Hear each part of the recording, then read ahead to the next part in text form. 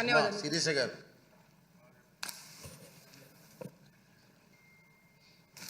ధన్యవాదాలు అధ్యక్ష. ఆడుదాం ఆంధ్ర అనే కార్యక్రమం ద్వారా అధ్యక్ష క్రీడా శాఖపై అస్సలు ఏమాత్రం అవగాహన లేని వ్యక్తి చేతిలో పెట్టి వందల మంది క్రీడాకారుల స్ఫూర్తిని వారి భవిష్యత్తుని అపహాస్యం చేసిన కార్యక్రమం అధ్యక్ష ఇది. అలాగే ఎన్నికల ముందు యువతని ప్రలోభ పెట్టడానికి తీసుకొచ్చిన ఈ కార్యక్రమం అంతే తప్పితే దీని వలన యువతకి కానీ కనీసం ఎవరి గురించి అయితే పెట్టారో ఆ క్రీడాకారులకి 1% కూడా న్యాయం చేయలేని కార్యక్రమం అధ్యక్ష.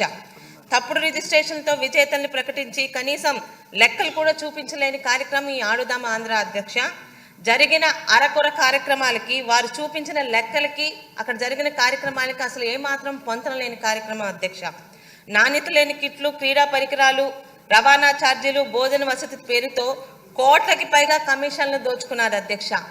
ఢిల్లీకి, ఉత్తరప్రదేశ్కి, ఎక్కడో కర్ణాటకకు చెందిన 6 కమిషన్లకి ఇచ్చి 6 సంస్థలకు ఇచ్చి ఎక్కడి నుంచి తీసుకొచ్చారో కూడా కనీసం లెక్కలు చూపలేకపోయారు అధ్యక్ష.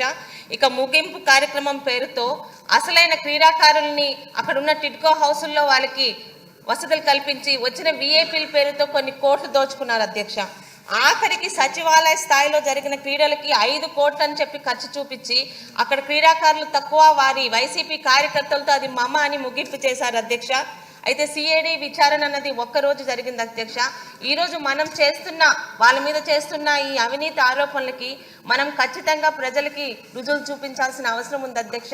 దయచేసి మీ ద్వారా మంత్రి గారు కోరుతున్నది వీటి మీద జరిగినవి నిజ నిజాలతో సహా బయటకు తీసుకొచ్చి అప్పటి అధికార పక్షం చేసిన ఈ కార్యక్రమాల తాలూకా అవినీతిని ప్రజల ముందు పెట్టాల్సిన బాధ్యత మన దగ్గర ఉంది అధ్యక్ష.